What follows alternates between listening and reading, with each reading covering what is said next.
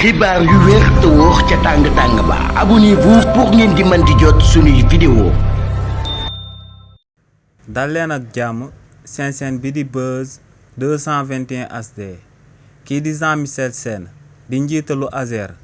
agence sénégalaise d'électrification rurale daal dinay tàmbale aku procédure judiciaire daal di ko jëmale ci jëmm Ardo Gningue te li ni mel bu sottee kookee di Ardo Gningue dinañ ko teg loxo mu dal di yàgg lool ci kaso bi coow loolee nu mu demee moom mooy que ne kii di maître Bamba Cissé mi nga xam ne moom mooy avocat wu structure boobee di ASER ci ndigalu dirigeant yu fa daal di nekk moom moo dem daal di porter plainte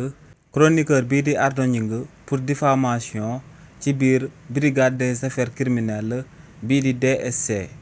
nee nag kookee di Ardo Gningue dafa daal di yëkkati ay sos daal di koy jëmale ci structure boobee di ASER ne li ni mel moom moo sabab ñuy sàkk waa brigade des affaires criminelles ngir ñu daal di déglu kookee di Ardo Gningue mu daal di andi ay leeral ci sos yi nga xam ne daal dina koy yëkkati daal di koy jëmale ci structure bii di ASER.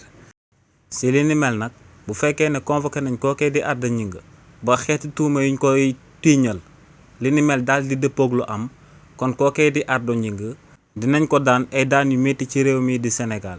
lu sabab lu tax ñu wax li ni mel moom mooy que ne kii di Ardo Gningue ci waxtu bi ñuy wax nii dañ koo daan ñaari atu kaso yi nga xam ne waru koo daal di tëdd kaso te lu sabab ñu daal di koy daan yooyee moom mooy diffamation ak insulte publique bu mu amaloon ci premier ministre bii di Ousmane Sonko donc kookee di Ardo Gningue bu amalaatee diffamation bañ tegaat ko ci loxo ci ñaari at yuñ jëm lu leer ba am moom mooy que ne bépp daan buñ ko ciy daan ay daan bu sévère lay daal di doon ndax kookee dañ koy considérer comme récidiviste maanaam ki nga xam ne dafa amal akub infraction ñu daal di koy daan ci infraction boobee avant sax daan buñ ko daanoon di jeex mu daal di dellu amalaat même infraction bi donc kookee di Ardo Gningue buñ ko daanaatee pour diffamation ci réew mi di Sénégal dinañ daal di jël peine bu diis daal di koy teg ci ndoddam. xibaar yu wér te wóor ca tàng-tàng ba abonnez-vous pour ngeen di mën di jot suñuy vidéo.